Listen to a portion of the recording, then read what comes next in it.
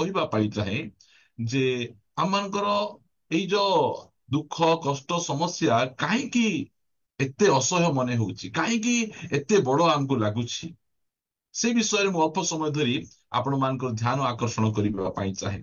ମୋ ସହିତ ଆପଣମାନେ ଫିଟେଇବେ ପ୍ରଥମ କରନ୍ତୀୟ ପୁସ୍ତକ 10 ଅଧ୍ୟାୟର 13 ପଦ। ମନୁଷ୍ୟ ପ୍ରତି ଯେଉଁ ପ୍ରକାର ପରୀକ୍ଷା ସ୍ୱାଭାବିକ, ତାହା ଛଡା ଅନ୍ୟ ପ୍ରକାର ପରୀକ୍ଷା ତୁମମାନଙ୍କ ପ୍ରତି ଘଟି ନାହିଁ। କିନ୍ତୁ ଈଶ୍ୱର ବିଶ୍ୱାସ, ସେ ତୁମମାନଙ୍କୁ କୌଣସି ଅସହ୍ୟ ପରୀକ୍ଷାରେ ପରୀକ୍ଷିତ ହେବାକୁ ଦେବେ ନାହିଁ। ମାତ୍ର ଯେପରି ତୁମେମାନେ ସହ୍ୟ କରିପାର, ଏଥିପାଇଁ ପରୀକ୍ଷା ଘଟିବା ସଙ୍ଗେ ସଙ୍ଗେ ସେ ଉଦ୍ଧାରର ପଥ ମଧ୍ୟ ପ୍ରସ୍ତୁତ କରିବେ। Thank you. ବହୁତ ବଢିଆ କଥା। ଦେଖନ୍ତୁ, ଏଠି ଲେଖା ଯାଉଛି ଆମକୁ କୌଣସି ଅସହ୍ୟ ପରୀକ୍ଷାରେ ଆମର ପରମେଶ୍ୱର ଆମକୁ ପରୀକ୍ଷିତ ହେବାକୁ ଦେବେ ନାହିଁ। ଆମର ପରମେଶ୍ୱର କେମିତି ବିଶ୍ୱସ୍ତ ପରମେଶ୍ୱର, ତାଙ୍କର ବିଶ୍ୱସ୍ତତା ଗଗନ ସ୍ପର୍ଶୀ, ତାଙ୍କର ବିଶ୍ୱସ୍ତତା ପୁରୁଷ ଅନୁକ୍ରମରେ ଥାଏ। ସମସ୍ତେ ଅବିଶ୍ୱସ୍ତ ହେଲେ ମଧ୍ୟ ସେ ସବୁବେଳେ ବିଶ୍ୱସ୍ତ, ସବୁ ସମୟରେ ସେ ବିଶ୍ୱସ୍ତ ପରମେଶ୍ୱର। ଯେତେବେଳେ ଆମେ ପରମେଶ୍ୱରଙ୍କର ବିଶ୍ୱସ୍ତତାକୁ ଆମେ ନ ଜାଣୁ, ସେତେବେଳେ ଆମେ ଆମମାନଙ୍କ କଷ୍ଟ, ମତେ ଏକା ପ୍ରଭୁ ଦେଖିଛନ୍ତି, ମତେ ଏକା ଏତେ କଷ୍ଟ ଦଉଛନ୍ତି, ମୁଁ ନ ପାରିଲା ପରି କଷ୍ଟ ଦଉଛନ୍ତି, ଏଇଟା ଆମେ ମନେ କରୁ। ଆମକୁ ଦୁଃଖ କଷ୍ଟ ସମସ୍ୟା କେତେବେଳେ ବେଶୀ ଅସହ୍ୟ ମନେ ହୁଏ, ଯେତେବେଳେ ପରମେଶ୍ୱରଙ୍କର ବିଶ୍ୱସ୍ତତା ଉପରେ ଆମର ସନ୍ଦେହ ଆସେ। ଶୈତାନ ସବୁବେଳେ ଇଚ୍ଛା କରେ, ଚେଷ୍ଟା କରେ ଯେ ପରମେଶ୍ୱରଙ୍କର ବିଶ୍ୱସ୍ତତା ଉପରେ ଆମକୁ ସନ୍ଦେହ ଆଣିଦେବା ପାଇଁ। ପରମେଶ୍ୱର ଏହା ତୋ ପାଇଁ କରିବେ ନାହିଁ, ତାହା କରିବେ ନାହିଁ। ଯଦି ସେ ଭଲ ପରମେଶ୍ୱର ହେଇଥାନ୍ତେ, ତତେ ଏତେ କଷ୍ଟ କାହିଁକି ଦଉଛନ୍ତି, ତତେ କାହିଁକି ଏତେ ରୋଗ ଦଉଛନ୍ତି, କାହିଁକି ଏତେ ଅଭାବ ଦଉଛନ୍ତି, କାହିଁକି ଏତେ ସମସ୍ୟା ଦଉଛନ୍ତି, ଏଇଟା ସେ ମନ ଭିତରେ ଆଣିକିନା ସେ ଭର୍ତ୍ତି କରେ ସେ। ଆଉ ଯେତେବେଳେ ସେଇଟା ମନ ଭିତରେ ଭର୍ତ୍ତି ହେଇଗଲା ପରେ ଆମେ କଣ କରୁ, ଆମେ ସେ କଷ୍ଟ ସମସ୍ୟା ଆମକୁ ଅସହ୍ୟ ଲାଗେ, ଆମେ ଭାଙ୍ଗି ପଡୁ, ଆମେ ବିଭିନ୍ନ ପ୍ରକାର ଭୁଲ ପଦକ୍ଷେପ ଗୁଡିକ ନେଇଯାଉ। ଯୋଉ ଝିଅଟା ସେଇ କଳିଙ୍ଗ IIT ରେ ସେ ଆତ୍ମହତ୍ୟା କଲା, କଣ ପରମେଶ୍ୱର ତାର କୌଣସି ସମସ୍ୟାର ସମାଧାନ କରିପାରିନଥାନ୍ତେ କି? ଏଇଟା ଏକା ଶେଷ କଥା କି? ପରମେଶ୍ୱରଙ୍କ ପାଖକୁ ଯଦି ଆସିଥାନ୍ତା, ପରମେଶ୍ୱର ସବୁ ସମସ୍ୟାର ସମାଧାନ କରିପାରିଥାନ୍ତେ। ପରମେଶ୍ୱରଙ୍କ ପାଖରେ କିଛି ଅସମ୍ଭବ ନାହିଁ। ସେ ଭାବୁଥିଲେ ଆଉ ମୋ ଦେଇ ଆଉ ମୁଁ ବାହାରି ପାରିବି ନାହିଁ, ଆଉ ମୁଁ ଠିକ ହେଇପାରିବି ନାହିଁ, ମୋର ସମସ୍ୟାର ସମାଧାନ ହେଇପାରିବ ନାହିଁ, ଏଇଟା ସେ ଚିନ୍ତା କଲା। ଆଜି ଅନେକ ସମୟରେ ଆମେ ପରମେଶ୍ୱରଙ୍କର ବିଶ୍ୱସ୍ତତା ଉପରେ ଯେତେବେଳେ ଆମେ ସନ୍ଦେହ କରୁ, ସେତେବେଳେ ଆମକୁ ସମସ୍ୟା ବଡ ପରି ଲାଗେ, ଅସହ୍ୟ ପରି ଲାଗେ। ମାତ୍ର ପରମେଶ୍ୱରଙ୍କ ବାକ୍ୟ କହେ, ମନୁଷ୍ୟ ପ୍ରତି ଯୋଉ ପ୍ରକାର ପରୀକ୍ଷା ସ୍ୱାଭାବିକ, ତାହା ଛଡା ଅନ୍ୟ ପ୍ରକାର ପରୀକ୍ଷାରେ ସେ ତୁମ୍ଭମାନଙ୍କ ପ୍ରତି ଘଟି ନାହିଁ। କିନ୍ତୁ ଈଶ୍ୱର ବିଶ୍ୱାସ, ସେ ଆପଣମାନେ ଅଣ୍ଡରଲାଇନ କରିବେ, ସେ ତୁମମାନଙ୍କୁ କୌଣସି ଅସହ୍ୟ ପରୀକ୍ଷାରେ ପରୀକ୍ଷିତ ହେବାକୁ ଦେବେ ନାହିଁ। ଏଇଟା ମନେ ରଖନ୍ତୁ। ଏଇଟା ଏମିତି ଯୋଉ ପରୀକ୍ଷା ମୁଁ ସହ୍ୟ କରିପାରିବି ନାହିଁ, ମୋର ସାମର୍ଥ୍ୟ ଠାରୁ ବାହାରେ, ଏମିତି ପରୀକ୍ଷାରେ ସେ କେବେ ହେଲେ ଆମକୁ ପରୀକ୍ଷିତ ହେବାକୁ ଦେବେ ନାହିଁ। ମାତ୍ର ଶୈତାନ ସେ ଆସି ଧୀରେ କହିବ ଯେ ଦୁନିଆରେ ସବୁଠାରୁ କଷ୍ଟ ପରୀକ୍ଷା ତତେ, ଦୁନିଆରେ ସବୁଠାରୁ କଷ୍ଟ ରୋଗ ତତେ, ଦୁନିଆରେ ସବୁଠାରୁ କଷ୍ଟ ସମସ୍ୟା ତତେ, କାହାକୁ ଏମିତିଲା ନାହିଁ। ଦୁନିଆରେ ଗୋଟେ ନୂଆ ପ୍ରକାର ଏଟା ଭାଇରସ ଆସିଛି, ତତେ ଆକା ଭାଇରସ ଅଛି, ଆଉ ଅନ୍ୟକୁ ଭାଇରସ ନାହିଁ। ଏ ଭାଇରସର କୌଣସି ପ୍ରକାର ଟ୍ରିଟମେଣ୍ଟ ନାହିଁ, ଏଟା ସମାଧାନ ହେଇପାରିବ ନାହିଁ। ଏଇ ପ୍ରକାର ସେ ମିଛ କଥା କହେ। ପ୍ରିୟମାନେ, ପରମେଶ୍ୱରଙ୍କର ବିଶ୍ୱସ୍ତତାକୁ ଆମେ କେବେ ସନ୍ଦେହ କରିବା ନାହିଁ। ଯେତେବେଳେ ଆମକୁ ସେଇଟା ଆମକୁ ସନ୍ଦେହ ପରି ଲାଗିଲା, ତାହେଲେ ଆମକୁ ସମସ୍ୟା ଗୁଡିକ ବଡ ବଡ ବଡ ବଡ ପରି ଲାଗିବ। ଆମେ ସେଇଟାକୁ ନାହିଁ, ଆମେ ପରମେଶ୍ୱରଙ୍କର ବିଶ୍ୱସ୍ତତାକୁ ଦେଖିବା। ଆମର ପରମେଶ୍ୱର ବିଶ୍ୱସ୍ତ ଅଟନ୍ତି। ଆମକୁ କେବେ ହେଲେ ମଧ୍ୟ ମୁଁ ସହ୍ୟ ନ କରି ପାରିଲା ପରି, ନିର୍ମଳ ଖରା ସହ୍ୟ ନ କରି ପାରିଲା ପରି ପରୀକ୍ଷା ମୋ ଜୀବନରେ ଆଜିକୁ 45 ବର୍ଷ ଯାଏ ଆସିନାହିଁ, କି ଆସନ୍ତା ଦିନ ମାନଙ୍କର କେବେ ଆସିବେ ନାହିଁ। କାହିଁକି ଆସିବେ ନାହିଁ? ପରମେଶ୍ୱର ବିଶ୍ୱସ୍ତ। ଆମର ପରମେଶ୍ୱର ବଦଳନ୍ତି ନାହିଁ। ସେ ଆଜି କାଲି ଚିରକାଳ ସମାନ ପରମେଶ୍ୱର। ସେ ସବୁ ସମୟରେ ତାଙ୍କର କମାଣ୍ଡମେଣ୍ଟକୁ, ତାଙ୍କର ବାକ୍ୟକୁ, ତାଙ୍କର ପ୍ରତିଜ୍ଞାକୁ ସେ ରକ୍ଷା କରିବା ପରମେଶ୍ୱର। ସେଥିପାଇଁ ଶୈତାନ ସେ ମିଛ କଥାକୁ ବିଶ୍ୱାସ କରନ୍ତୁ ନାହିଁ। ପରମେଶ୍ୱରଙ୍କ ଉପରେ ସନ୍ଦେହ କରନ୍ତୁ ନାହିଁ। ପରମେଶ୍ୱରଙ୍କ ଉପରେ ଦୃଢ ବିଶ୍ୱାସ ରଖନ୍ତୁ। ପରମେଶ୍ୱର ଆମକୁ ଅସହ୍ୟ ପରୀକ୍ଷାରେ ସେ କେବେ ହେଲେ ପରୀକ୍ଷିତ ହେବା ପାଇଁ ଦେବେ ନାହିଁ। ପ୍ରଭୁଙ୍କର ଗୌରବ। ଆଉ ଗୋଟେ ପଦ ଆମେ ପଢିବା। ମୋ ସହିତ ଆପଣ ମାନେ ଗୀତ ସଂଗୀତା ପୁସ୍ତକ 106 ଗୀତକୁ ଟିକେ ବାହାର କରିବେ। ଗୀତ ସଂଗୀତା 106 ଗୀତ, ଏହାର 10 ପଦରୁ ଆମେ ଟିକେ ପଢିବା।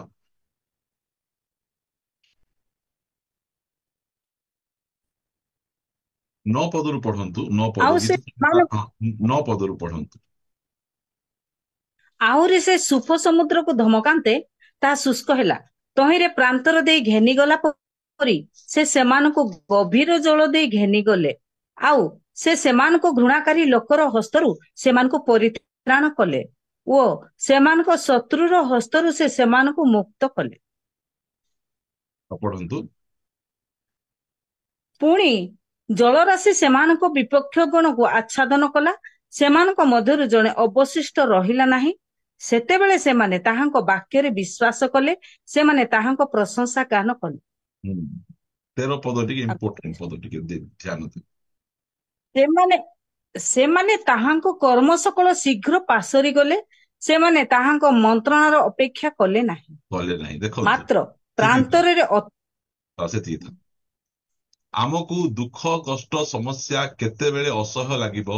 ଯେତେବେଳେ ଆମେ ତାଙ୍କର କର୍ମ ଗୁଡିକକୁ ପାସରି ଯାଉ, ଭୁଲି ଯାଉ। ଆମେ ସେ ଆମ ପାଇଁ ଯାହା ଯାହା କରିଛନ୍ତି, ଯୋଉ ସମୟରେ ଆମେ ଭୁଲି ଯାଉ, ଆମେ ସେତେବେଳେ ଆମର ପରୀକ୍ଷା, ଆମର କଷ୍ଟ, ଆମର ଦୁଃଖ ଗୁଡିକ ଆମକୁ ଅସହ୍ୟ ପରି ମନେ ହେବ।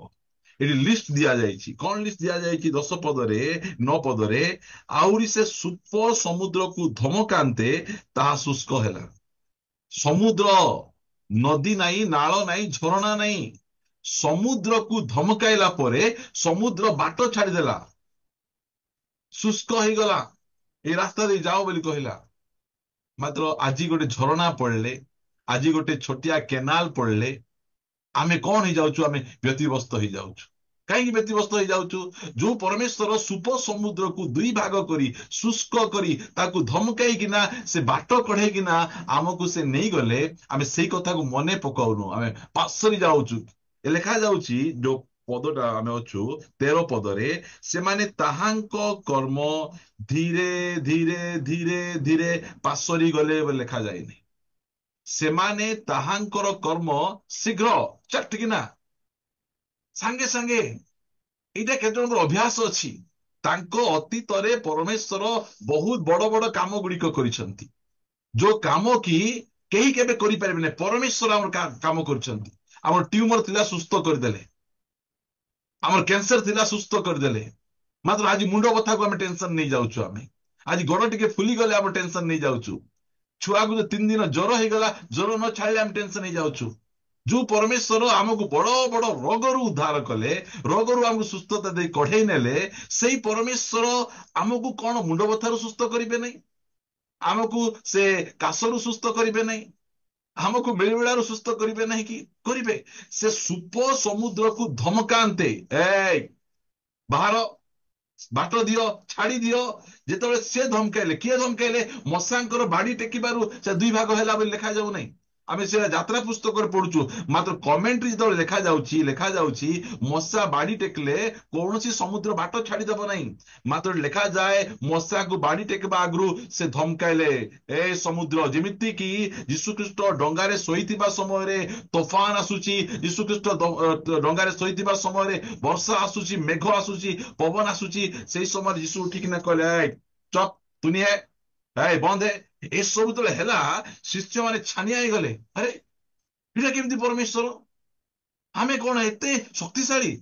ଏ ଯିଏ ଅଛି, ଆମେ ଭାବୁଥିଲୁ ଭୂତ ଛଡେଇ ପାରିବେ। ଯିଏ ଅଛି, ଭାବୁଥିଲୁ 5 ରୁଟି 2 ମାଛକୁ 5,000 ଲୋକ ଖୁଆଇ ପାରିବେ। ଭିତର ସମୁଦ୍ରକୁ ଧମକାଇଲେ, ସମୁଦ୍ର କଥା ମାନୁଛି। ଜହନ, ପବନ ତାଙ୍କର କଥା ମାନୁଛି। ପ୍ରିୟମାନେ, ଏମିତି ପରମେଶ୍ୱର। ଆମେ ଦୁଃଖ କଷ୍ଟ ଆମକୁ ଅସହ୍ୟ କାହିଁକି ମନେ ହଉଛି? କାରଣ ଆମେ ତାଙ୍କର ଅତୀତରେ ଯୋଉ କର୍ମ ଗୁଡିକ ଆମ ଜୀବନରେ କରିଛନ୍ତି ତାହା ଆମେ ଭୁଲିଯାଉ। ଏମିତି ଗୋଟେ ସମୟ ଥିଲା ଯୋଉ ସମୟରେ କି 20-30 ହଜାର ଟଙ୍କା ଆବଶ୍ୟକ ଥିଲା, ପ୍ରଭୁ ଯୋଗେଇଲେ। ଆଜି 1000 ଟଙ୍କା ଯୋଗେଇବେ ନାହିଁ, ଆଜି 2000 ଟଙ୍କା ଯୋଗେଇବେ ନାହିଁ। 2000 ଟଙ୍କା ପାଇଁ ଛଟପଟ ହେବୁ, 3000 ଟଙ୍କା ପାଇଁ ଛଟପଟ ହବୁ ଆମେ। କଣ କରିବା ଆଜ୍ଞା, ମୁଁ ପାଖରେ ନାହିଁ। ଆରେ କାହିଁକି ତୁମେ ଶୀଘ୍ର ତାଙ୍କର କର୍ମ ପାଶରି ଯାଉଛ? ଯୋଉ ପରମେଶ୍ୱର 3000 ଟଙ୍କା, ମୋର କଥା ମୁଁ କହୁଛି, ମତେ ତ ଗାଡି ଦରକାର ଥିଲା, ପରମେଶ୍ୱର ମତେ 1000-2000 ନାହିଁ, 1,00,000 ଟଙ୍କା ଯୋଗେଇଲେ। 1 ଲାଖ କେସ୍। ଗୋଟେ ପାଷ୍ଟର କିଏ କେସ୍ ଦେଇକିନା ତାଙ୍କର ବାଇକ୍ କିଣିଛନ୍ତି ମୋତେ ଜଣା ନାହିଁ, ମାତ୍ର ମୁଁ କେସ୍ ଦେଇକିନା ବାଇକ୍ ଟା ମୁଁ କିଣିକିନା ଆଣିଛି। ମୋର ପରମେଶ୍ୱର ଅତୀତରେ ମତେ 1 ଲାଖ ପୁରା ହାର୍ଡ କେସ୍ ସେ ଯୋଗେଇଥିଲେ। ଆଜି ଗୋଟେ 5,000-10,000 ସ୍କୁଲ ଫିସ୍, ଟ୍ୟୁସନ ଫିସ୍, ଆମମାନଙ୍କର ମେଡିକାଲ ଫିସ୍, ଏଟାକୁ ଆମେ ବ୍ୟସ୍ତ କାହିଁକି ହେବା କଥା?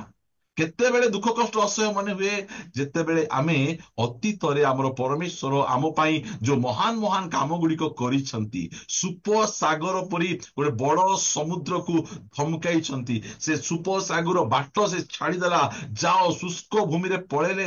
ଏଇଟା ଆମେ ଦେଖିଛୁ ପରା, ଏଇଟା ଆମ ଜୀବନରେ ହେଇଛି। ଆଉ ଆମକୁ ଆମକୁ କିଏ ମାଂସ ଦେବ? ଆମକୁ ସେଇ ମିଶର ଦେଶର କାକୁଡି ମନେ ପଡୁଛି, ଖରଭୁଜ ମନେ ପଡୁଛି, ପିଆଜ ମନେ ପଡୁଛି, କିଏ ଖାଇବାକୁ ଦେବ? ଆରେ ଯୋଉ ପରମେଶ୍ୱର ସୁପ ସାଗର 2 ଭାଗ କରି କଡେଇ ଆଣିଲେ, ସେ ଦେଇପାରିବେ ନାହିଁ, ସେ ଯୋଗେଇ ପାରିବେ ନାହିଁ। କଣ କରିବା ପ୍ରିୟମାନେ? ଆଜି ଅନେକ ଭାଇ ଭଉଣୀ ମାନେ ଦୁଃଖ କଷ୍ଟ କାହିଁକି ଅସହ୍ୟ ମନେ ହଉଛି? ଟିକେ ଅତୀତକୁ ଟିକେ ଦେଖିବା ଆମେ। ଆରେ ମୋର ଅତୀତରେ ମୋର ପରମେଶ୍ୱର ଏତେ ବଡ ବଡ କାମ କରିଛନ୍ତି, ସେତେବେଳେ ତ ଏତେ ବଡ କାମ କରିଛନ୍ତି, ଏବେ କରିପାରିବେ ନାହିଁ କି? ଆମେ ପାଶୋରି ଯାଉଛୁ। ସେଥିପାଇଁ ଗୀତ ରଚକ ଲେଖନ୍ତି, ହେ ମୋହର ମନ ସଦାପ୍ରଭୁଙ୍କର ଧନ୍ୟବାଦ କର, ଆଉ ତାହାଙ୍କର ମଙ୍ଗଳ ଦାନ ସବୁ ପାଶୋର ନାହିଁ। ଭୁଲି ଯାଅ ନାହିଁ, ଏତେ ମଙ୍ଗଳ ଦାନ ସେ କରିଛନ୍ତି। ତାଙ୍କର ଏକମାତ୍ର ପୁତ୍ର ପ୍ରଭୁ ଯୀଶୁ ଖ୍ରୀଷ୍ଟଙ୍କୁ ଆମକୁ ଦେଇଛନ୍ତି। ଗୋଟେ ଆଡେ ମୁଁ ଥିଲି, ଗୋଟେ ଆଡେ ପ୍ରଭୁ ଯୀଶୁ ଖ୍ରୀଷ୍ଟ ଥିଲେ। ପିତା ପରମେଶ୍ୱର କାହାକୁ ବାଛିଲେ? ପ୍ରଭୁ ଯୀଶୁ ଖ୍ରୀଷ୍ଟଙ୍କୁ କ୍ରୁଶରେ ମରିବା ପାଇଁ ଛାଡିଦେଲେ, ମତେ ବାଛିଲେ। ମତେ ତ ବାଛିଛନ୍ତି ପ୍ରିୟ। ଏମିତି ଭୟଙ୍କର ପରମେଶ୍ୱର ଆମର ଅଟନ୍ତି। ସେଥିପାଇଁ ଏଠି ଯୋଉ ପଢୁଛି 9 ପଦ 6-9, ଆହୁରି ସେ ସୁପ ସମୁଦ୍ରକୁ ଧମକାନ୍ତେ ତାହା ଶୁଷ୍କ ହେଲା, ତହିଁରେ ପ୍ରାନ୍ତର ଦେଇ ଖେନିଗଲା ପରି ସେ ସେମାନଙ୍କୁ ଗଭୀର ଜଳ ଦେଇ ଖେନିଗଲେ। ଆଉ ସେମାନଙ୍କର ଘୃଣାକାରୀ ଲୋକଙ୍କର ହସ୍ତରୁ ସେମାନଙ୍କୁ ପରିତ୍ରାଣ କଲେ, ଓ ସେମାନଙ୍କର ଶତ୍ରୁର ହସ୍ତରୁ ସେମାନଙ୍କୁ ମୁକ୍ତ କଲେ। ପୁଣି ଜଳରାଶି ସେମାନଙ୍କ ବିପକ୍ଷ ଗଣକୁ ଆଚ୍ଛନ୍ନ କଲା, ସେମାନଙ୍କ ମଧ୍ୟରୁ ଜଣେ ହିଁ ଅବଶିଷ୍ଟ ରହିଲା ନାହିଁ। ଏତେ ବଡ ଫାର 1000 ରଥ ଧରିକିନା, 1000 ସୈନ୍ୟ ଧରିକିନା ଇସ୍ରାଏଲ ଲୋକଙ୍କୁ ମାରିବା ପାଇଁ ଗୋଡଉଥିଲା। କଣ କଲେ ପରମେଶ୍ୱର? ସମସ୍ତଙ୍କୁ ଆଣି ଗୋଟେ AK-47 ଦେଲେ, ମାର ମାର ମାର ବୋଲି କହିଦେଲେ କି? ଆଜି ଆମର ଖ୍ରୀଷ୍ଟିଆନ ଭାଇ ଭଉଣୀ ମାନେ, ଆମର ଖ୍ରୀଷ୍ଟ ବିରୋଧୀ ଗୋଟେ ଲୋକ ବାହାରି ପଡିଲେ, ତାକୁ ଗାଳି କରିବା ପାଇଁ ୟୁଟ୍ୟୁବରେ ଫେସବୁକରେ ଭୟଙ୍କର ଗାଳି କରୁଛନ୍ତି। ଆମର ପରମେଶ୍ୱର ମରି ଯାଇଛନ୍ତି ବୋଧେ? ଆମର ପରମେଶ୍ୱର ସେଇ ଖ୍ରୀଷ୍ଟ ବିରୋଧୀ ଲୋକଠାରୁ ଆମକୁ ଉଦ୍ଧାର କରିପାରିବେ ନାହିଁ? ଆରେ ଶତ୍ରୁଗଣକୁ, ଘୃଣାକାରୀ ମାନଙ୍କୁ କି ପ୍ରକାର ଭାବରେ ସେଇ ସୁପ ସମୁଦ୍ରରେ ବୁଡିକିନା ମଲେ ସେମାନେ, ଏ କଥା ଆମେ କାହିଁକି ଭୁଲି ଯାଉଛୁ? ଆମେ ଜଣେ 2 ଜଣ ଲୋକ ଆମ ବିରୁଦ୍ଧରେ ଉଠିଲେ ଆମେ ଛାନିଆ କାହିଁକି ହଉଛୁ?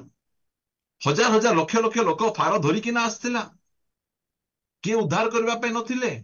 ପରମେଶ୍ୱର ସମୁଦ୍ରକୁ ଧମକେଇକି ନେଇଗଲେ, ଆଉ ସେ ଶତ୍ରୁ ମାନଙ୍କୁ ସେ ସମୁଦ୍ରରେ ହିଁ ସମାଧି ଦେଇଦେଲେ। ଆମେ ଅତୀତକୁ ଭୁଲିବା ନାହିଁ।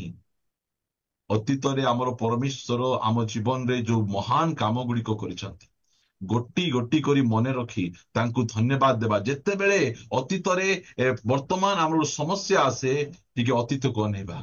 ଆରେ ଏଇ ସମସ୍ୟା ତ ଛୋଟିଆଟା, ଅତୀତରେ ବହୁତ ବଡ ସମସ୍ୟା ଆସିଥିଲା। ପରମେଶ୍ୱର ସେ ବଡ ସମସ୍ୟାର ମଧ୍ୟ ଉଦ୍ଧାର କରିଛନ୍ତି, ବୋଲେ ଏଇ ସମସ୍ୟାର ମଧ୍ୟ ଉଦ୍ଧାର କରିବେ। ଏଇଟା କେତେବେଳେ ହେବ? ଆମେ ପାଶୋରିବା ନାହିଁ, ତାଙ୍କର ମଙ୍ଗଳ ଦାନକୁ ଭୁଲି ଯିବା ନାହିଁ, ତାକୁ ଟିକେ ମନେ ରଖିବା। ଯେତେବେଳେ ଆମେ ମନେ ରଖିବା, ତାହେଲେ ଆମେ ଖୁଣ୍ଟ ପରି ଠିଆ ହେବା। ଆସିବ, ଧକ୍କା ମାରୁଥିବ, ଯାଉଥିବ, ଆମକୁ କିଛି ହେଇପାରିବ ନାହିଁ। ପ୍ରିୟ ପ୍ରଭୁଙ୍କ ଲୋକମାନେ, ଆମର ପରମେଶ୍ୱର ଜୀବିତ ପରମେଶ୍ୱର। ତାଙ୍କର କର୍ମ ଗୁଡିକ ଆମେ ପାସରିବା ନାହିଁ, ମନେ ପକେଇବା, ଆମେ ସ୍ମରଣରେ ଆଣିବା। ସେ କି ପ୍ରକାର ଭାବରେ ସେ ଲେଖୁଛନ୍ତି 12 ପଦ, ସେତେବେଳେ ସେମାନେ ତାହାଙ୍କ ବାକ୍ୟରେ ବିଶ୍ୱାସ କଲେ, ସେମାନେ ତାହାଙ୍କର ପ୍ରଶଂସା ଗାନ କଲେ। ତାପରେ 13 ପଦରେ, ସେମାନେ ତାହାଙ୍କର କର୍ମ ଶୀଘ୍ର ପାସରି ଗଲେ, ସେମାନେ ତାହାଙ୍କ ମନ୍ତ୍ରଣା ଅପେକ୍ଷା କଲେ ନାହିଁ, ମାତ୍ର ପ୍ରାନ୍ତରରେ ଅତିଶୟ ଲୋଭାକ୍ରାନ୍ତ ହେଲେ ଓ ମରୁଭୂମିରେ ପରମେଶ୍ୱରଙ୍କୁ ପରୀକ୍ଷା କଲେ। ତହିଁରେ ସେ ସେମାନଙ୍କ ପାର୍ଥିବ ବିଷୟ ଦେଲେ, ମାତ୍ର ସେମାନଙ୍କର ପ୍ରାଣ କ୍ଷୀଣତା ପ୍ରେରଣ କଲେ। ମୁଁ ଏତିକି କହିବା ପାଇଁ ଚାହେଁ, ଅଳ୍ପ କେତେଟା ବିଷୟ କରି ଆପଣମାନଙ୍କୁ ଉତ୍ସାହିତ ଦେବା ପାଇଁ ଚାହେଁ ଯେ ଦୁଃଖ କଷ୍ଟ କାହିଁକି ଅସହ୍ୟ ମନେ ହେଉଛି? ପରମେଶ୍ୱରଙ୍କର ବିଶ୍ୱସ୍ତତାକୁ ଆମେ ଭୁଲି ନ ଯାଉ। ଆମର ପରମେଶ୍ୱର ବିଶ୍ୱସ୍ତ ପରମେଶ୍ୱର, ଆଉ ସେ ବିଶ୍ୱସ୍ତତାକୁ ସବୁବେଳେ ସେ ବଜାଇ ରଖିବେ। ମୁଁ ଅବିଶ୍ୱସ୍ତ ହେଲେ ମଧ୍ୟ ସେ କେବେ ଅବିଶ୍ୱସ୍ତ ନାହିଁ। ଆଉ ଅତୀତର କରିଥିବା ମଙ୍ଗଳ ଦାନ ଗୁଡିକକୁ ଆମେ ପାସରି ନ ଯାଉ। ଯଦି ଆମେ ପାସରି ଯିବା, ତାହେଲେ ଆମକୁ ଦୁଃଖ କଷ୍ଟ ଅସହ୍ୟ ମନେ। ଆସନ୍ତୁ ପଦ ଗୋଟେ ପଢିବା, ମୋ ସହିତ ଆପଣ ମାନେ ଫିଟେଇବେ। ଆଦି ପୁସ୍ତକ 32 ଅଧ୍ୟାୟ, ଆଦି ପୁସ୍ତକ 32 ଅଧ୍ୟାୟ 9 ପଦ 10 ପଦ।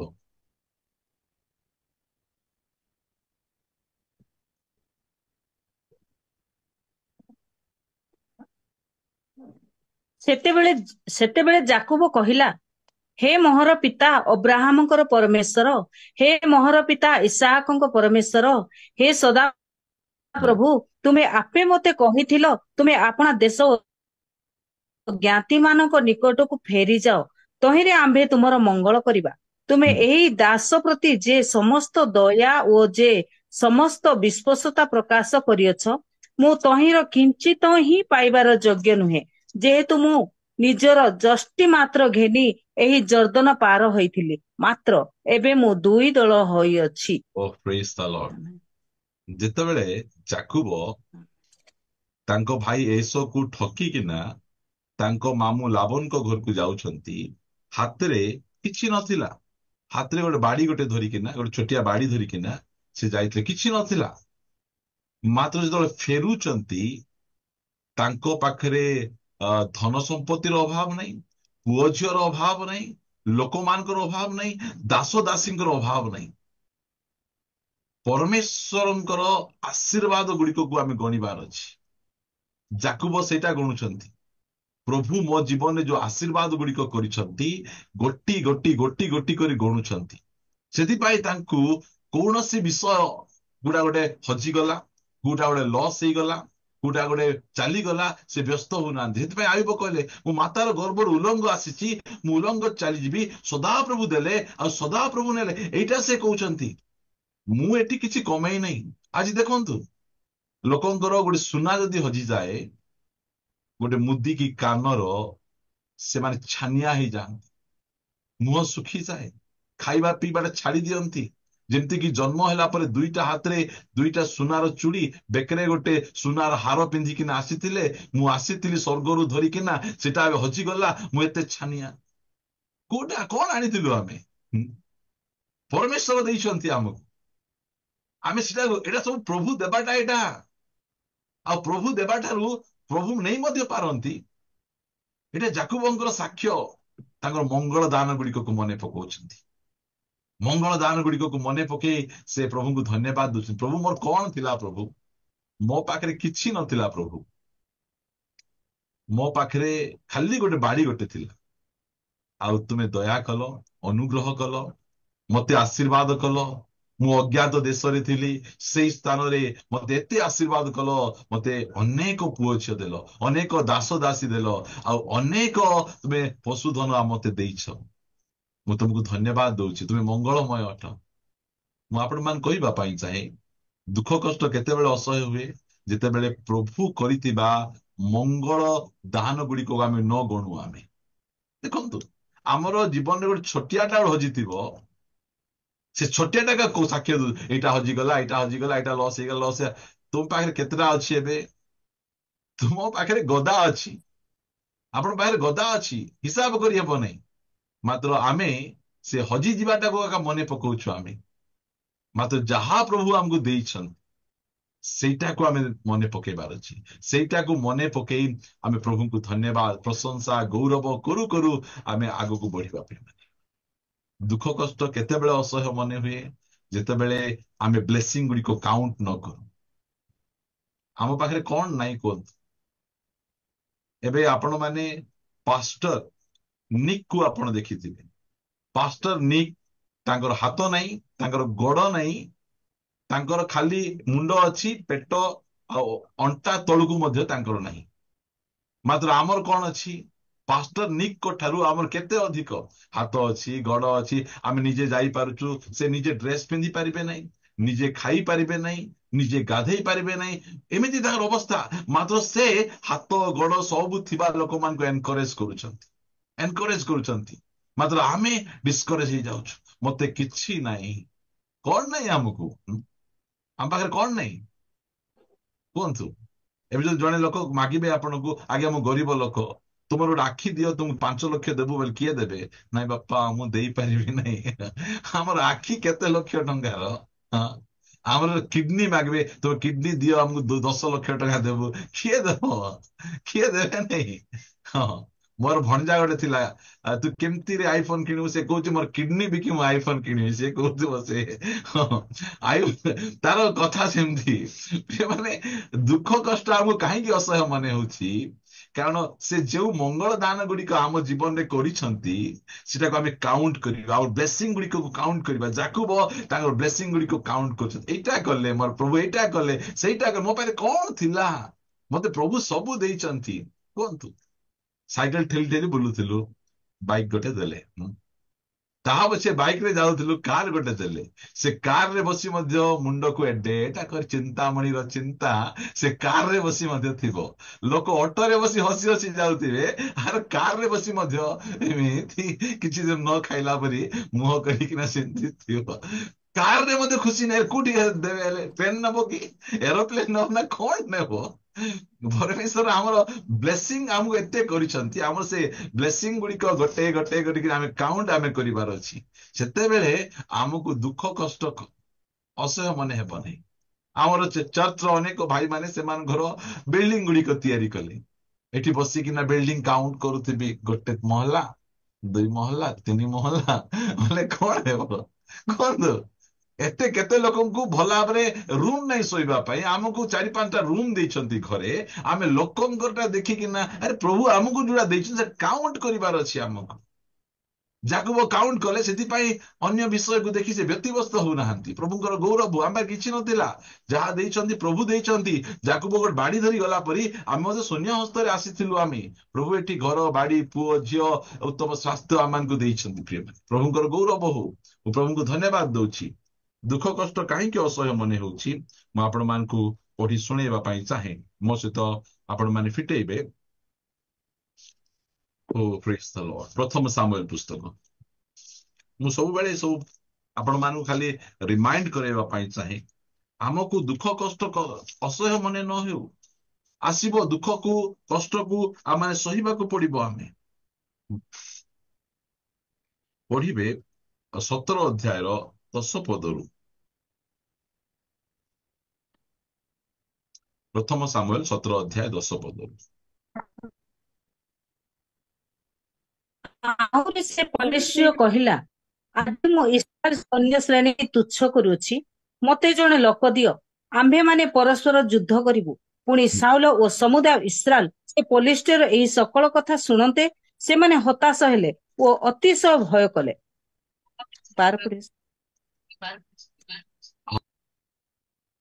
ଦାଉଦ ଦାଉଦ ବେଥଲେହେମ ଜିହୁଦା ଏତିକି ଥାଉ, ନିବାସୀ। ଏତିକି ଥାଉ, ଏତିକି ଥାଉ, ଏତିକି ଥାଉ। ବାରମ୍ବାର ଜଣେ ଫୋନ କରୁଛନ୍ତି ମତେ, ମୁଁ ଡିଷ୍ଟର୍ବ ହଉଛି। ଓକେ, ଏଇ ଜାଗାରେ ଇସ୍ରାଏଲ ଲୋକମାନେ ଡରି ଭୟଭୀତ ହେଇ ଛାନିଆ ହେଇକିନା ଅଛନ୍ତି।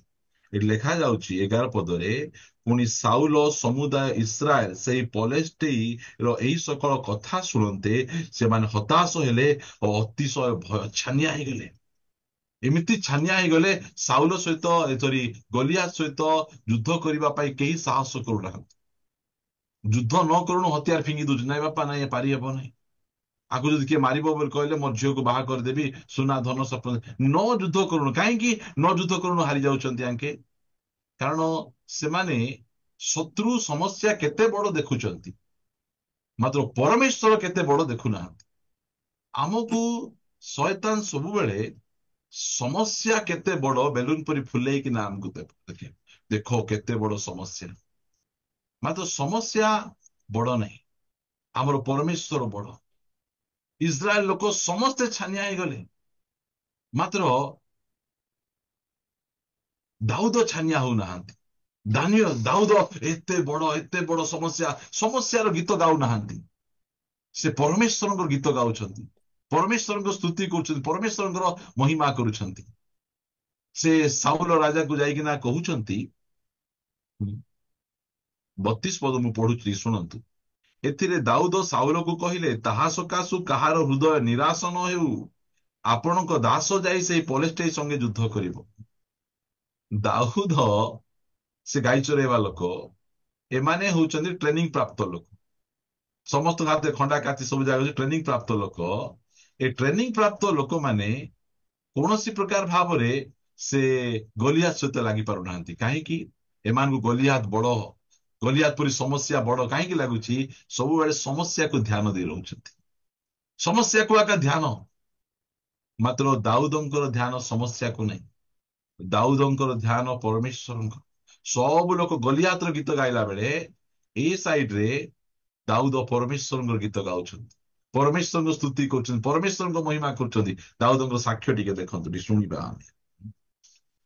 ମୁଁ ପଢୁଛି 33ରୁ। ତହିଁରେ ସାଉଲ ଦାଉଦକୁ କହିଲେ, ତୁମ୍ଭେ ସେହି ପଲିଷ୍ଠେଇ ବିରୁଦ୍ଧରେ ଯାଇ ତା ସଙ୍ଗେ ଯୁଦ୍ଧ କରିପାରିବ ନାହିଁ, କାରଣ ତୁମେ ତ ଯୁବା, ମାତ୍ର ସେ ଯୌବନାବଧି ଯୋଦ୍ଧା। ସେ ମତେ ଡିସ୍କରେଜ କରୁଛନ୍ତି, ତୁମେ ପାରିବ ନାହିଁ, ମୁଇଁ ପାରୁନାହିଁ ବୋଲି ତୁମେ କି ପାରିବ? ହଁ, ମୁଁ ଆକା ଏତେ ଲମ୍ବା ଚଉଡା ବଳବାନ ସିକ୍ସ ପ୍ୟାକ୍ ଲୋକ ପାରୁନାହିଁ, ତୁମେ ତ ସାଧାରଣ ଗୋଟେ ଗାଈ ଚରେଇବା ଲୋକ, ମୁଇଁ ପାରୁନାହିଁ ବୋଲେ ଏଇଟା କଣ ଯୁଦ୍ଧ ମୋର ଚାଲିଛି କି? ସେ କହିଲା ମୋର ଯୁଦ୍ଧ ନାହିଁ, ଏଇଟା ସଦାପ୍ରଭୁଙ୍କର ଯୁଦ୍ଧ, ମୁଁ ଏଠି ଲଢିବାକୁ ଆସୁଛି କି? ସେ ମତେ ତୁଚ୍ଛ କରୁନାହିଁ, ମୋର ବଂଶ ଗାଳି କରୁନାହିଁ, ସେ ଇସ୍ରାଏଲକୁ ସୈନ୍ୟ ଶ୍ରେଣୀକୁ ତୁଚ୍ଛ କରୁଛନ୍ତି। ସେଥିପାଇଁ ଏ ଯୁଦ୍ଧ ସଦାପ୍ରଭୁଙ୍କର ତାଙ୍କର, ମୁଁ କେବଳ ମଝିରେ ଠିଆ ହେବା ଲୋକ।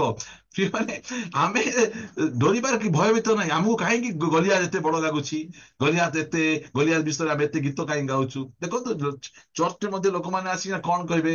ଆସିକିନା ଶୈତାନ ଏଟା କରିଦେଲା, ଶୈତାନ ସେଟା କରିଦେଲା, ଶୈତାନ ଏଟା, ଖାଲି ଶୈତାନର ଗୀତ ଆଗା ଚାଲିଥିବ ଚର୍ଚ୍ଚରେ। ବହୁତ ଚର୍ଚ୍ଚରେ ଦେଖ ଶୈତାନର ଗୀତ।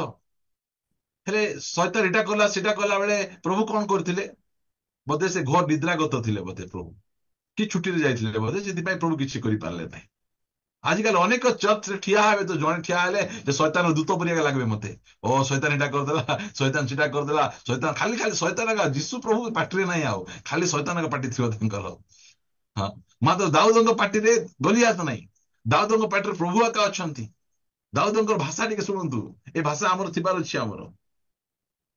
34, ତ ଦାଉଦ ସାଉଲଙ୍କୁ କହିଲେ, ଆପଣଙ୍କ ଦାସ ଆପଣା ପିତାର ମେଷ ଚରାଉଥାଏ, ପୁଣି କୌଣସି ସମୟରେ ଗୋଟିଏ ସିଂହ କି ଗୋଟିଏ ଭାଲୁ ଆସି ପଲ ମଧ୍ୟରୁ ଛୁଆ ଘେନିଗଲେ, ମୁଁ ତାହା ପଛେ ଗୋଡେଇ ତାକୁ ମାରି ତା ମୁଖରୁ ଛୁଆକୁ ରକ୍ଷା କରେ।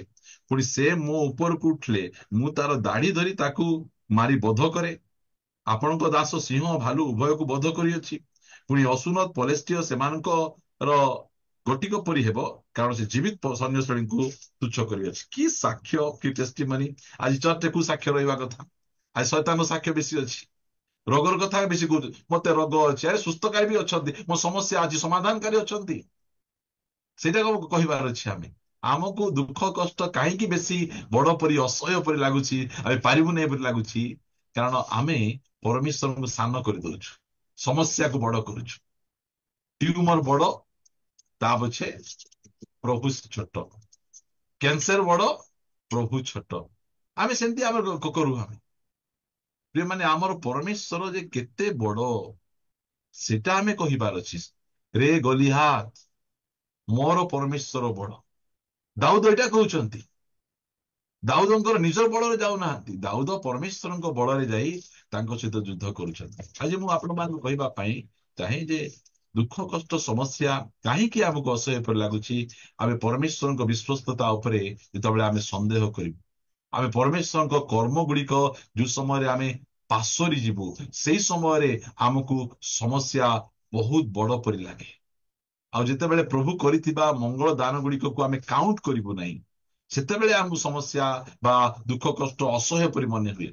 ଆଉ ଯୋଉ ସମୟରେ ପରମେଶ୍ୱରଙ୍କ ଗୀତ ନ ଗାଇ ଆମେ ଗଲିଆତର ଗୀତ ଆମେ ଗାଉ, ଶୈତାନର ଶତ୍ରୁର ଗୀତ ଗାଉ, ସେଇ ସମୟରେ ଆମକୁ ସମସ୍ୟା ବହୁତ ବଡ ପରି ଲାଗେ। ପ୍ରିୟମାନେ, ଆମମାନେ ସବୁ ସମୟରେ ପରମେଶ୍ୱରଙ୍କର ଗୀତ ଗାଇବା। ଗୋଟେ ପଦ ପଢି ଆମେ ପ୍ରାର୍ଥନା ଆମେ କରିବା। ମୋ ସହିତ ଆପଣ ମାନେ ଫିଟେଇବେ ମାର୍କ ଲିଖିତ ସୁସମାଚାର, ଏହାର 8 ଅଧ୍ୟାୟ 17 ପଦରୁ ଟିକେ ପଢିବା। ମାର୍କ 8 ଅଧ୍ୟାୟ 17 ପଦରୁ।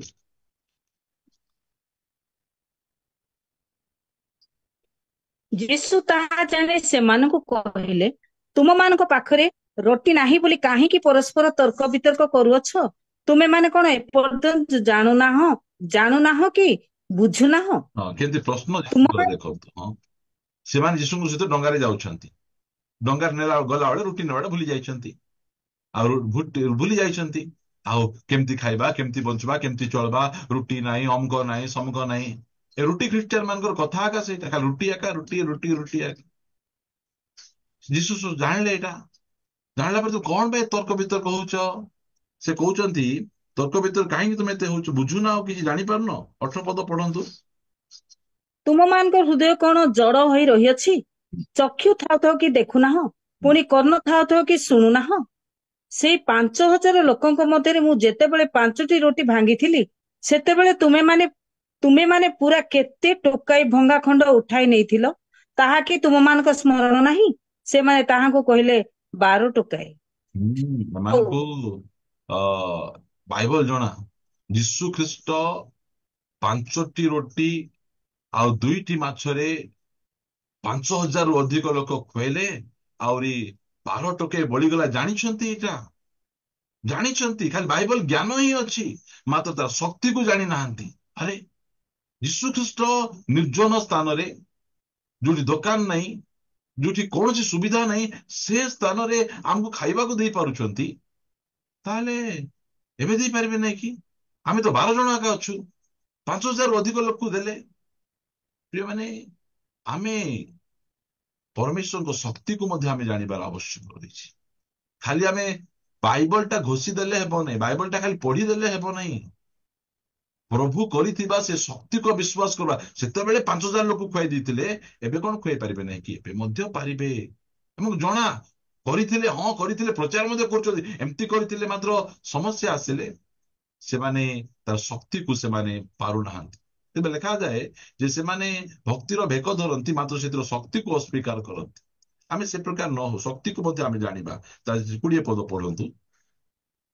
ଆଉ ସେଇ 4,000 ଲୋକଙ୍କ ମଧ୍ୟରେ ମୁଁ ଯେତେବେଳେ 7ଟି ରୋଟି ଭାଙ୍ଗିଥିଲି, ସେତେବେଳେ ତୁମେମାନେ ପୁରା କେତେ ବେତା ଭଙ୍ଗା ଖଣ୍ଡ ଉଠାଇ ନେଇଥିଲ? ସେମାନେ କହିଲେ 7 ବେତା। ଏଇଟା ମଧ୍ୟ ଜାଣିଛନ୍ତି। ଦେଖ, ସବୁ ଷ୍ଟୋରି ଜଣା। 12 ଟୋକାଇ, 12 ଟୋକାଇ, 7 ବେତା, ସମସ୍ତେ ଜାଣିଛନ୍ତି। ମାତ୍ର କାହିଁକି ଛାନିଆ, ଝାଳ କାହିଁକି ଫୁଟି ଯାଉଛି, କାହିଁକି ବ୍ୟତିବ୍ୟସ୍ତ ହେଇଯାଉଛ? ଟିକେ ଭରସା ରଖ, ପ୍ରଭୁଙ୍କ ଉପରେ ଟିକେ ଆଉଜି ପଡ। ଦୁଃଖ କଷ୍ଟ ଆମକୁ କାହିଁକି ଅସହ୍ୟ ପରି ମନେ ହଉଛି? ଆମକୁ ଅସହ୍ୟ ପରି ମନେ ନ ହେଉ। ଆମକୁ ପରମେଶ୍ୱର ଅସହ୍ୟ ପରୀକ୍ଷାରେ ପରୀକ୍ଷିତ ହେବା ପାଇଁ ଦେବେ ନାହିଁ। ଯୋଉ ପ୍ରକାର ପରୀକ୍ଷା ଆମକୁ ସ୍ୱାଭାବିକ, ତାହା ହିଁ ଆମ ପ୍ରତି ଘଟିବ। ପ୍ରିୟ, ଅଲଗା ବଡ ପ୍ରକାର ପରୀକ୍ଷା ସେ ଆମକୁ ଘଟିବା ପାଇଁ ଦେବେ ନାହିଁ। ଶେଷଟା ପଢି ଆମେ ସମାପ୍ତ କରିବା। ମୋ ସହିତ ଆପଣ ମାନେ ଫିଟେଇବେ 1 ପିତର, ଏହାର 1 ଅଧ୍ୟାୟ, 1 ପିତର ପୁସ୍ତକ 1 ଅଧ୍ୟାୟ 6 ପଦ ଆଉ 7 ପଦ। ଏଥିରେ ତୁମେମାନେ ଉଲ୍ଲାସ କରୁଅଛ, ଯଦ୍ୟପି ବର୍ତ୍ତମାନ ଅଳ୍ପ ସମୟ ପାଇଁ ହଁ, ପଢନ୍ତୁ ତୁମମାନଙ୍କ ମଧ୍ୟରେ ଆବଶ୍ୟକ ହୁଏ, ଯେପରି ଅଗ୍ନି ଦ୍ୱାରା ପଢନ୍ତୁ। ପରୀକ୍ଷିତ କ୍ଷଣୀୟ ସୁବର୍ଣ୍ଣ ଅପେକ୍ଷା ଅଧିକ ବହୁମୂଲ୍ୟ ଯେ ତୁମମାନଙ୍କ ପରୀକ୍ଷାସିତ ବିଶ୍ୱାସ ତାହା ଯୀଶୁ ଖ୍ରୀଷ୍ଟଙ୍କ ପ୍ରକାଶିତ ହେବା ସମୟରେ ପ୍ରଶଂସା, ଗୌରବ, ସମ୍ଭ୍ରମର କାରଣ ହେବ। Very good. ଦେଖନ୍ତୁ ଏଥିରେ ତୁମ୍ଭେ ମାନେ ଉଲ୍ଲାସ କରୁଅଛ, ଯଦ୍ୟପି ବର୍ତ୍ତମାନ ଅଳ୍ପ ସମୟ, ଆମର ଦୁଃଖ, କଷ୍ଟ, ସମସ୍ୟା ଗୁଡିକ ଲମ୍ବା ସମୟ ନାହିଁ, ଅଳ୍ପ ସମୟ, ଛୋଟ। ଏଇଟା ମନେ ରଖିବା, ରୋଗ ଛୋଟ, ସମସ୍ୟା ଛୋଟ, ମାତ୍ର ସୁସ୍ଥତା ବଡ, ସମାଧାନ ବଡ, ଆଶୀର୍ବାଦ ବଡ, ଏସବୁ ବଡ। ଏଇଟାକୁ ଆମେ ବୁଝିପାରୁଛେ। ଆମେ ସମସ୍ୟାକୁ ଦେଖି ଛୋଟ କରୁ, ଏଇଟା ଅଳ୍ପ ସମୟ। ତୁ କୁଣିଆରେ ବାବୁ, ତୁ ପରମାନେଣ୍ଟ ନାହିଁ। ତୁ କୁଣିଆ ଆସିଲା ପରେ ମୋ ଠାରେ ଆସିଛୁ, ତାପରେ ତୁ ପଳେଇ ଯିବୁ। ଏ ରୋଗ ମଧ୍ୟ ଗୋଟେ କୁଣିଆ, ଏ ସମସ୍ୟା ମଧ୍ୟ ଗୋଟେ କୁଣିଆ, ଏ ଅଭାବ ଗୋଟେ କୁଣିଆ, ଏ ଦୁଃଖ ମଧ୍ୟ ଗୋଟେ କୁଣିଆ। ଏଇଟା ଆମ ପାଇଁ ସବୁବେଳେ ପରମାନେଣ୍ଟ ନାହିଁ। ସେ ଆମ ଘରର ସଦସ୍ୟ ନାହିଁ। ଦୁଃଖ ଆମର ଘର ସଦସ୍ୟ ନାହିଁ, ମାତ୍ର ସୁଖ ଆମର ଘର ସଦସ୍ୟ। ଅସୁସ୍ଥତା ଆମ ଘର ସଦସ୍ୟ ନାହିଁ, ସୁସ୍ଥତା ଆମ ଘର ସଦସ୍ୟ। ଅଭିଶାପ ଆମ ଘର ସଦସ୍ୟ ନାହିଁ, ଆଶୀର୍ବାଦ ଆମ ଘର ସଦସ୍ୟ। ଦୁଃଖ କଷ୍ଟ ଆମକୁ କାହିଁକି ଅସହ୍ୟ ମନେ କରୁଛି? ଯେ ଆମେ ଭାବୁଛୁ ଏଇଟା ଯାକ ବଡ, ଏଇଟା ଲମ୍ବା। ଏ ଦୁଃଖ କଷ୍ଟ ମଧ୍ୟ ଏଇଟା ହଉଛି ଅଳ୍ପ ଦିନ, ଆଉ ଅଳ୍ପ ଦିନ ପାଇଁ ଆସିଛନ୍ତି। ମାତ୍ର ଏମାନେ ଆମ ଜୀବନରେ କଣ କରନ୍ତି?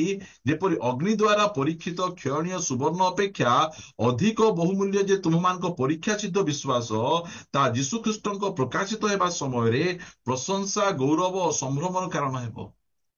ଆମକୁ ଯୋଉ ପରୀକ୍ଷା ଗୁଡିକ ପଠାଉଛନ୍ତି, ଆମକୁ ପରିଷ୍କାର କରିବା, ଆମ ବିଶ୍ୱାସକୁ ସୁନା ଠାରୁ ଆହୁରି ଅଧିକ ଚିକଚିକ କରିବା ପାଇଁ ସେ ପଠାଉଛନ୍ତି। ଆଉ ଯୀଶୁଖ୍ରୀଷ୍ଟ ଆସିଲା ବେଳେ ସେ ଆମର ବିଶ୍ୱାସ, ଅଗ୍ନି ଦ୍ୱାରା ପରୀକ୍ଷିତ ବିଶ୍ୱାସକୁ ଦେଖିବେ।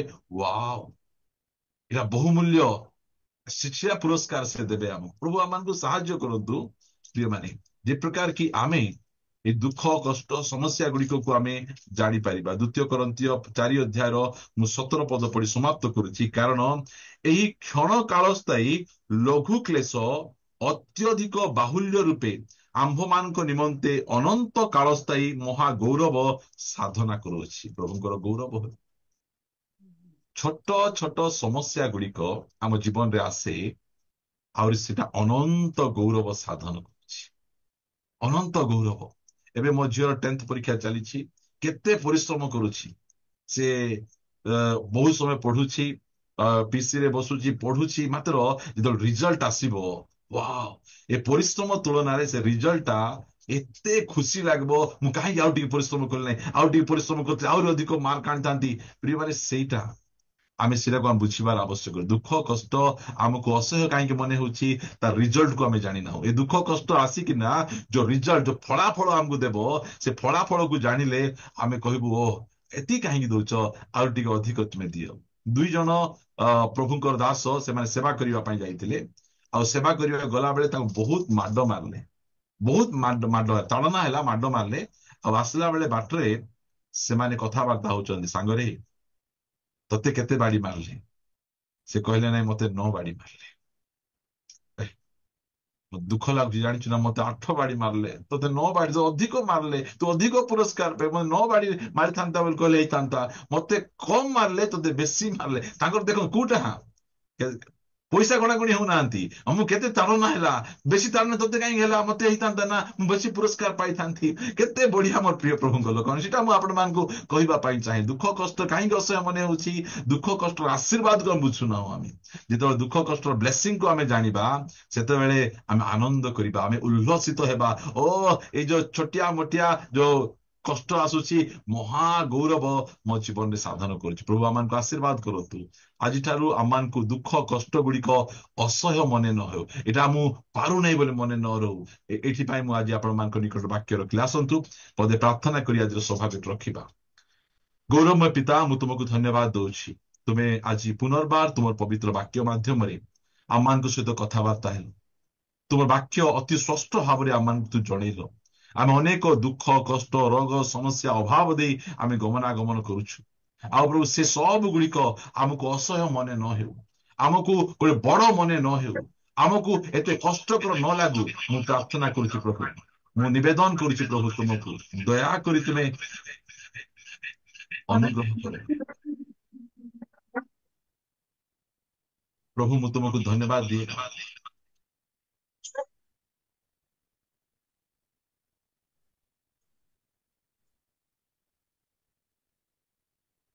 ପିତା ମୁଁ ତୁମ ନାମର ଗୌରବ ମହିମା କରୁଛି। ତୁମେ ସବୁ ପରିସ୍ଥିତିରେ ସବୁ ଅଭାବରେ ତୁମେ ଆମର ଯତ୍ନ ନେଇ ଆସିଛ। ଏଇ ଦୁଃଖ କଷ୍ଟ ସମସ୍ୟା ପ୍ରତ୍ୟେକ ପରିସ୍ଥିତିରେ ତୁମେ ଆମମାନଙ୍କୁ ସମ୍ଭାଳ। ଆଉ ଆମେ କେହି ମଧ୍ୟ ଭୁଲ ପଦକ୍ଷେପ ନ ନେବୁ। ଏ ଦୁଃଖ କଷ୍ଟ ସମସ୍ୟାରେ ପଡି ଆମମାନେ କୌଣସି ପ୍ରକାର ପ୍ରଭୁ ନିଜକୁ କ୍ଷତି କରିବୁ ଆଉ ଏଇ ପ୍ରକାର ନ କରୁ ପ୍ରଭୁ ଦୟାକରି ତୁମେ ସାହାଯ୍ୟ କର। ପ୍ରାର୍ଥନା ଶୁଣିଛ, ଧନ୍ୟବାଦ ପ୍ରଭୁ। ଏଇ ଜୁମ୍ ର ପ୍ରତ୍ୟେକ ଭାଇ ଭଉଣୀ ମାନଙ୍କୁ ଆଶୀର୍ବାଦ କରି ଯତ୍ନ ନେଇ ତୁମେ କରୁଥାଅ। ପ୍ରାର୍ଥନା